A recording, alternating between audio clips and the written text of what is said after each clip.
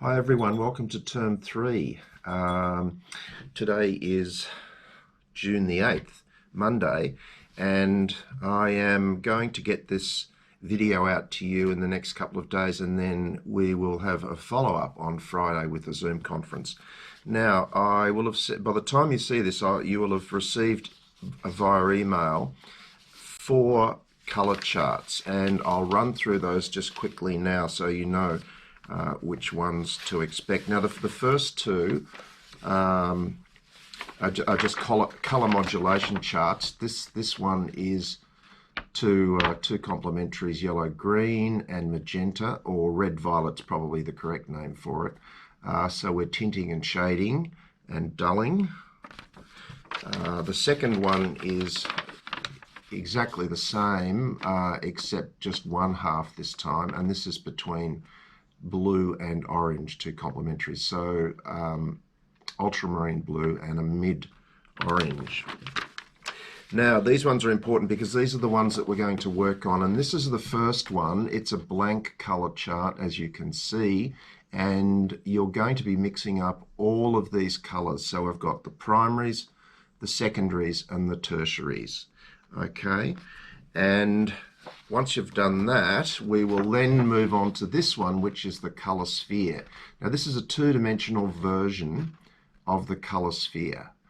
Okay, the three-dimensional version is this one here. Okay, with various mixture pathways, which we'll be going into. Now, in terms of printing, I want you to print just one of these and 3 of those. Now, I would suggest, if possible, if your printer can withstand the thicker paper, to print both of these on thick paper. This one's on 200 GSM, that one's on 100 GSM. The reason for that is because we're using acrylic and water, it just gives you a more solid foundation to avoid corrugation and, you know, basically the paper crinkling up. So thick paper is great. These two I did on just normal photocopy paper, and you can see there's quite a bit of corrugation there. So both of these on good quality paper, 1 of those and 3 of those. Now, these two I'd suggest you use photo paper if you've got it, just so that you're getting clear color reproduction. So they're the color charts. Now, in terms of paint, you will have most of these colors, but I will send you a color chart with this email, just to make sure that you've got all the right colors. And please make an effort to get them, because the mixing of colors and getting the right colors, the right position on the color wheel is fairly critical. Okay, so we need to have these colors. Now, besides colors, you'll obviously need rags, lots of rags, absorbent rags, about that size. That's an essential. You will need, I would say, 3 brushes. Now, this has been the most useful one. It's a number 1, and it's a nylon filament, so it's not a squirrel, and it's not a really expensive brush. I'd say you'd be able to get this for $4 or $5. This one is slightly bigger. That's quite useful for mixing, and this is a flat nylon filament, and it's saying it's a number 3 here. It's a little bit worn, but that's really good for mixing. So they're the 3 brushes that you'll need. You'll need a palette knife, quite important. You will need a palette like that. Now, some people use the plastic serving plates that you can get from the $2 shop. They're absolutely fine.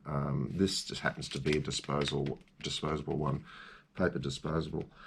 And you'll need a bucket for your water. That's a good size because you're going to need to change the water probably every 10, 15 minutes or so. And this probably has about 500 mils in it. So that's a good size, I find. And now what else? Have we got anything else that I need to talk to you about? So just the thicker paper photocopies for the sheets that we're working on, the 2 sheets that we're working on. And you'll get this email hopefully in the next couple of days, along with the with these 4 sheets. Okay, here we have the color chart, and we have the 3 primaries. Now, so we're going to paint in the 3 primaries first, and I'll go through what they are. So we've got ultramarine blue. Don't use phthalo blue because it's too cool, and it's a very strong pigment. Cadmium yellow medium, cadmium red medium. So the first 2 are pretty straightforward. First 3 are pretty straightforward. So I'm going to start with yellow. So I'm just putting a little bit of water into the yellow and mixing it. Okay, that's the large brush that goes back into the water. And now I've switched to the really small brush. And you can see how easy that is just to get into the corners, like so.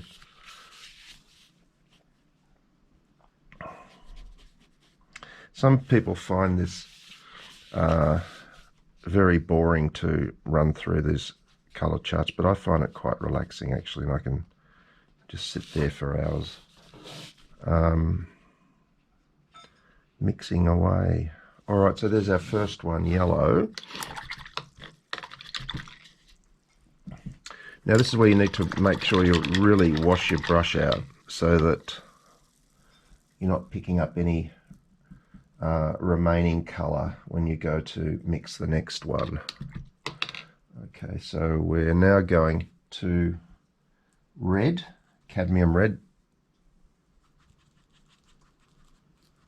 Once again mixing just a small amount of water to make it more pliable.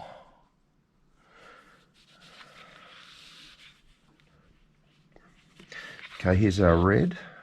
I'll just put that in. Straightforward.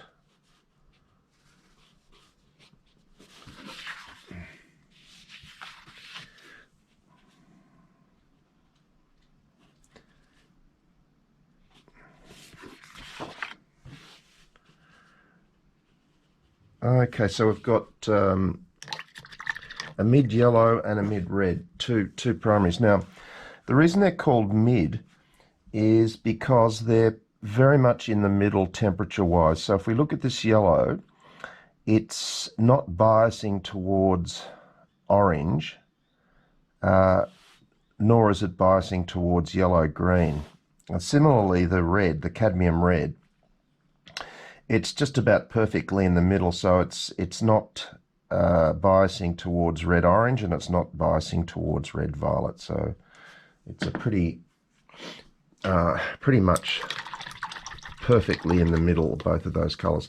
Now we're going to go to the blue, the ultramarine. Now, ultramarine, in terms of its value, is quite a dark color. So I'm just going to mix a tiny bit of white with it, just to increase its luminosity, just to bring it up a tad. And that's probably enough. Okay, switching back now to the small brush.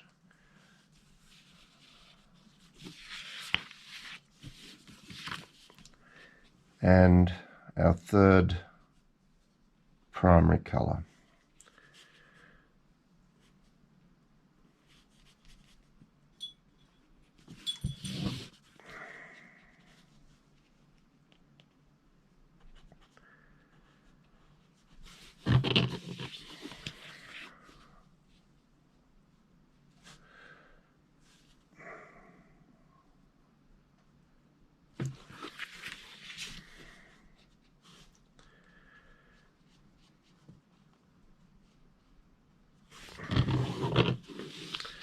Okay. So we're on to the secondaries now, secondary colours, moving on from the primaries. Now we know that, let's go to green. We know that if we mix yellow and blue, we get green, and there's our green.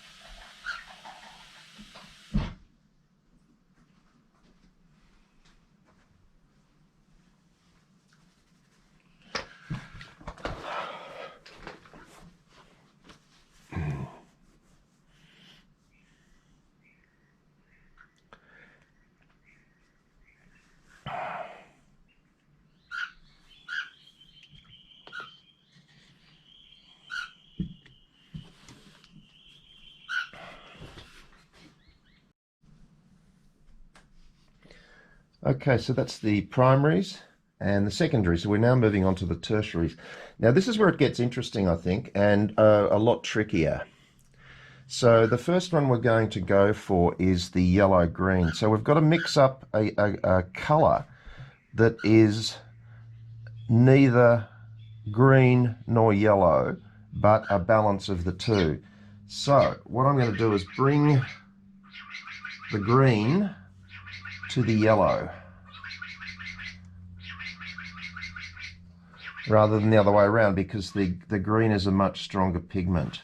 Okay, I'm going to, the other thing I wanted to say too is I have taken this opportunity to wash, put some clean water in and wash and clean the brushes. All right, so that looks fairly neutral as a yellow-green. We'll put it down and see what it looks like. Now you should start to be able to see now the gradation from one color to the next, and it's, although there's a light dark component to these colors, as we discussed with the green and the blue and the violet, the transition that we're looking at now is warm and cool. So what we're changing here is the temperature of the color rather than its value. So we have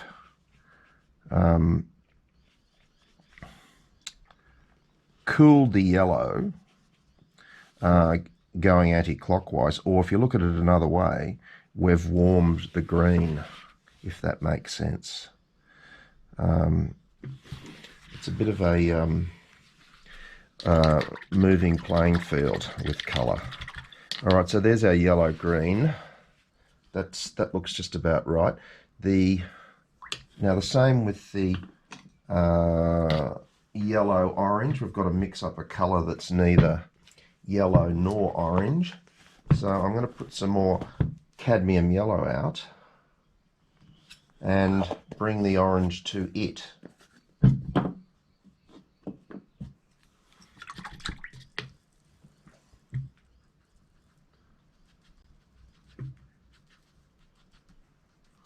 Okay, so there we go. We've got a colour that's really not one thing or the other. It's not yellow and it's not orange.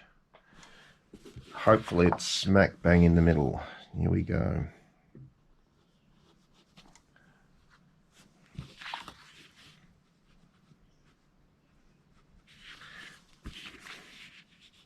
So once again, we're changing the temperature of the colour. And the yellow has now moved into a warm yellow, whereas the yellow-green is a cool yellow. And I think you can feel that temperature change. Temperature is very important in colour, more so than light or dark.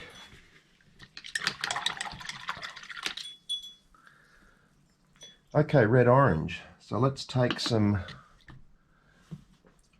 red to the orange. A bit more.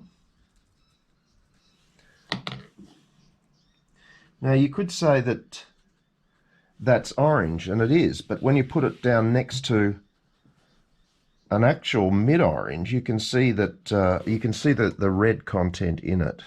Okay, so once again, we're warming. This is a warming pathway. Now we've got red-orange. Red-orange is the warmest colour. You can't get a colour that's warmer than red-orange.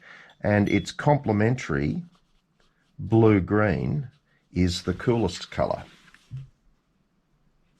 So we've looked at the pole between lightest colour yellow, darkest colour violet. Now we're looking at the warm cool pole between red orange and blue green. We haven't done blue green yet. Now red violet, just for the sake of speed, I'm just going to pick magenta. Okay, you could play around with that by putting slightly more red, slightly more blue in it. But I think that's, as a red violet, I think this is pretty accurate. So I'll put that in a bit more water.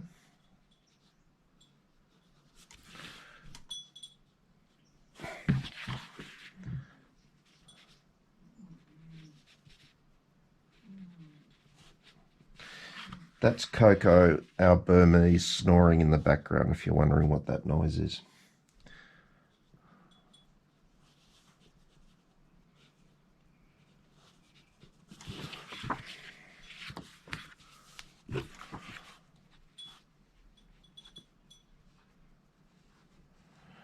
There's red violet. And now if we go across the colour wheel, we can see that the complementaries that are starting to play out. So we've got violet, yellow, yellow, green, red, violet, green, red, blue, orange, red, orange, blue, violet. So blue, violet's our next one. Now, for blue, violet, I'm taking ultramarine blue, and I'm adding dioxazine purple to it, but not much. You find that it's an incredibly strong pigment, dioxazine purple, so you really only need the smallest amount. So I'm going to add that to the ultramarine blue, and to bring up its luster, a little bit of white, just to bring its luminosity up so we can tell the difference between the two. Now, quite often you might need to have a second go at these, and the reason I'm saying that is because as I'm putting this down, it's looking a little bit too blue, and not enough violet in it. But anyway, I'm going to put it down and let it dry and then see what it looks like. But just off the bat, I think it probably could use a bit more violet.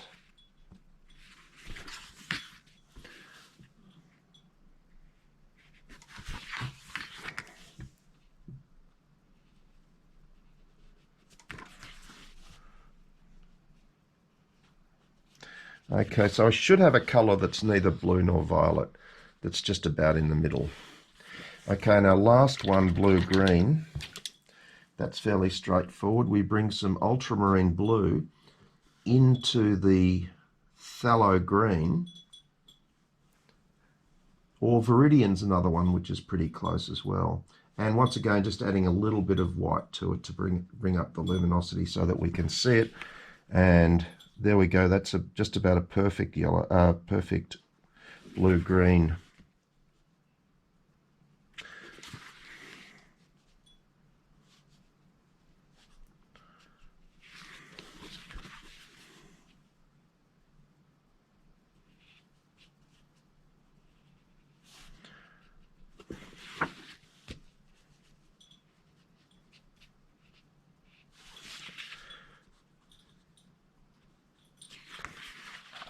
Voila.